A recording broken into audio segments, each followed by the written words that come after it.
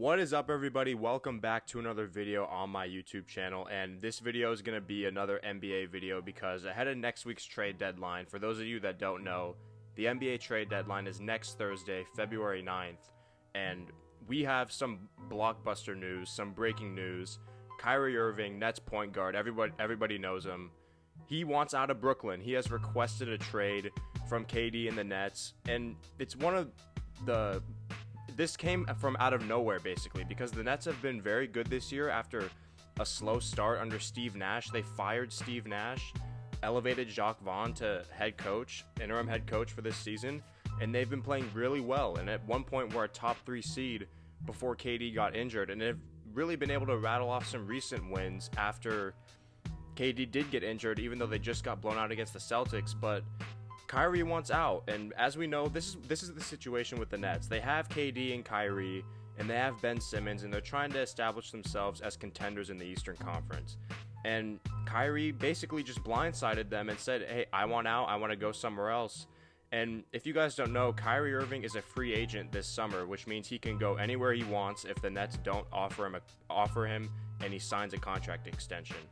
So, and I just read a report that contract had nothing to do with it. If they offered him a full extension, $200 million or whatever he's eligible for, he would not have signed it. So maybe he just doesn't see a path to winning with the Nets.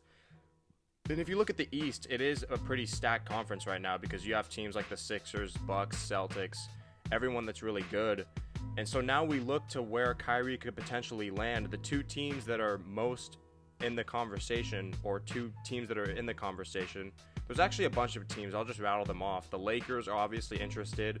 The Mavs, I think, have some interest. Phoenix has some interest. And Phoenix is an interesting one because Jay Crowder, their 3-and-D wing player, is a guy that a lot of teams want. The Bucks are linked to him. The Heat have been linked to him. And Miami is also interested in Kyrie Irving. And so Phoenix, Miami, Lakers, Mavs, those teams are all interested in Kyrie.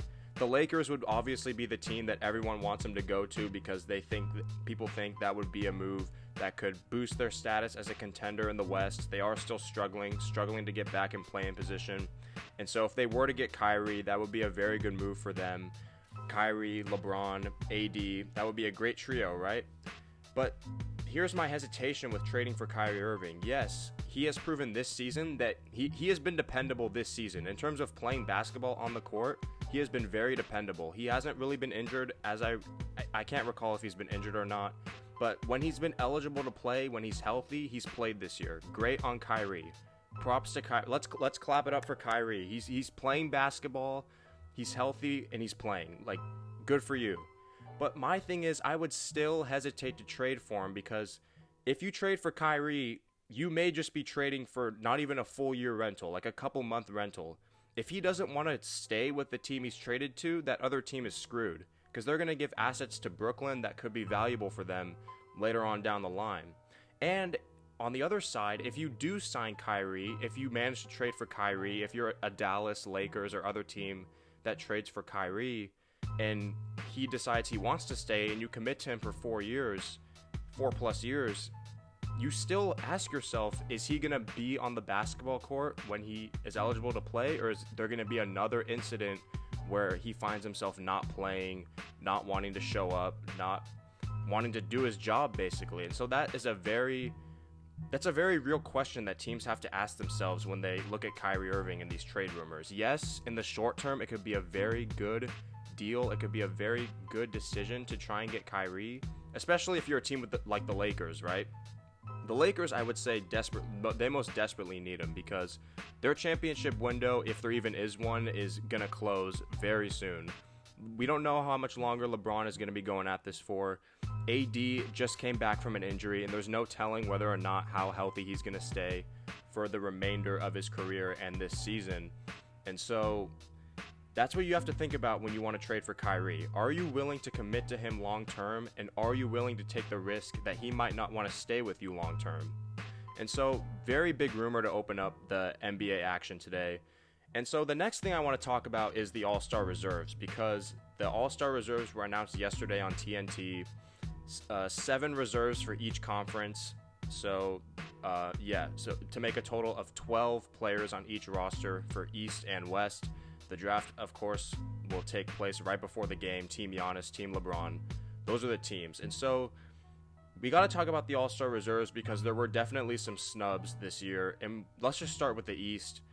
Obviously, the biggest snub was probably James Harden. He is having a very good season with the Sixers. He's never going to be that guy that puts up 36 a game. We're not going to get that James Harden anymore. But he's found a role and a new play style that creates winning basketball. The Sixers are a top 3 team in the East. James Harden and Joel Embiid look great as a duo. Harden's putting up like 21 points and 11 assists. If he had played enough games up to this point, I think he would be eligible to be the league leader in assists. He just hasn't played enough games up to this point due to injury. But James Harden should definitely be in the East reserves. And if you talk about the reserves, if you talk about who you want to put in, you got to take people out. So if I was looking at the East, I would take DeMar DeRozan out. Even though DeMar DeRozan is having a great year, putting up like 26 a game, shooting 50% from the floor, very efficient, the Bulls aren't good. They're not fulfilling expectations. They're not even a play-in team, I don't think. I think they're 11th in the East right now as we speak. And they've also been a team that's been linked to be in trade rumors, willing to give up some guys.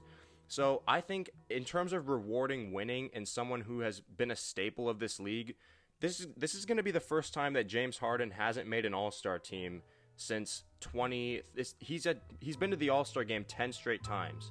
And so he's not going to make it, even though he's 7th in the NBA's MVP ladder right now. And the Sixers are top 3 in the East, looking as good as ever. James Harden not making it. That was definitely the biggest East snub for me. And then you also look at other guys that didn't make it. Trae Young, averaging 27 points, 10 assists, even though he's not as efficient as he was in previous years. You got guys like Jalen Brunson, New York Knicks guard, Jimmy Butler, Pascal Siakam, just to name a few. The level of talent in the NBA is just insane, and what I think the NBA needs to do to combat this is expand the All-Star rosters. They need to make it at least a 15-man roster so that we don't have as many people being left off that deserve to be on there. So yeah, those are some of the biggest snubs in the East, and then we move over to the West. In my opinion, just taking conferences away, the biggest All-Star snub was by far De'Aaron Fox, no question about it. He's been in Sacramento for his entire career. This is his 5th or 6th year in the league. He was drafted in 2017, I believe. Same draft class as Lonzo Ball, Jason Tatum, same draft. So he's been in Sacramento his whole career. He's been putting up great numbers, but the Kings have been basically one of the worst teams in the NBA. So nobody really watched him or really knew how good he was. And so they're saying, yeah, you're putting up the numbers, but you don't have the winning to back it up. So you can't be an all-star. And so this year, the Kings, they hire Mike Brown. They get Sabonis back in there for another year, who was deserving of an all-star spot. He did deserve to make it. The Kings are top 3 in the West. They're the 3rd seed in the West. Who expected the Kings to be 3rd in the West at this point? And De'Aaron Fox is having yet another amazing season, scoring like 24 points per game. And he's not only that, he's also been one of the most clutch players in the league. He's near the top of all the clutch statistics this year. And he was not an all-star. Like, I don't get how you don't vote De'Aaron Fox in if you're the coaches. The coaches are the ones who do these reserves. And not having De'Aaron Fox on there is just highway robbery. And just like with the East, if you want to put someone in, you got to take someone out. So if I want De'Aaron Fox in, I'm kicking Jaren Jackson out. I do not think Jaren Jackson should have been an all-star this year. Yes, he's been an amazing defender, probably at the top at the race for Defensive Player of the Year, averaging 3 blocks per game. He's a very good one-on-one defender, but the offensive numbers just don't support him being an all-star over someone like De'Aaron Fox, who's leading his team to a top 3 seed in the West. And the Kings haven't made the playoffs since, I think, 2006. I think they have the longest playoff drought, and not just the NBA, but in all of professional sports. And to not reward what he's doing right now with the Kings you can't do that. It's just, he should have been an all-star. He should have made it. And then you look at other guys in the West who were left off. Anthony Davis. If you're not going to put De'Aaron Fox in and you're going to put Jaren Jackson in, how do you not put Anthony Davis in there? He is having a resurgent season with the Lakers. Up until he got injured, he was playing some of the best basketball we've seen from him probably since the championship year in 2020, and he had those 2 great games, the signature games, the 44 against Giannis and the Bucks, and then the 55 literally the following game against the Wizards. If you're not going to put if you're looking for another front court player to put in the West, how do you not go with Anthony Davis? I don't get how you do Jaren Jackson over Anthony Davis. And then you look at other guys in the West. Anthony Edwards, he was also a big snub. He's been really good so far this year for the Timberwolves. With Karl Anthony Towns out, the Timberwolves are kind of starting to find their groove a little bit. And he was also a snub. And you look at some of the reserves in the West, I think they're all really deserving. You got, obviously, Sabonis was one. Jaren Jackson was one, although I would have put some De'Aaron Fox in over him. Shai Gilgeous-Alexander, he's having an amazing season. The Thunder aren't really winning, though. But he's a popular player, and so people voted him in. The coaches voted him in. He's having a great season. And so all-star voting is just pretty flawed, in my opinion. They need to expand these rosters to allow, so that even if the rosters expand, I get that there's still going to be snubs. There's still going to be guys who don't make it just because of the level of talent in this league. But I think if you were to expand the rosters to 15, like how I'm pretty sure it is on a normal NBA roster, then we wouldn't have to deal with all these snubs. There shouldn't be like 4 or 5 snubs in each conference. That's too many. So let me know what your guys' thoughts are on Kyrie Irving. What team do you think should take a chance on him and acquire him? Let me know what your guys' thoughts are on the All-Star reserves. Who was the biggest snub in your opinion? In the West, it was De'Aaron Fox. In the East, it was James Harden for me. But overall, I thought De'Aaron Fox was absolutely the biggest All-Star snub. He definitely deserves and should be an All-Star this year. If not this year, then when? When is he going to get it? I don't really know. So, yeah, let me know what your guys' thoughts are about that. Comment all that in the comment section. Make sure to like, comment, and share this video. And make sure to find all my content linked in the description. Thanks for watching.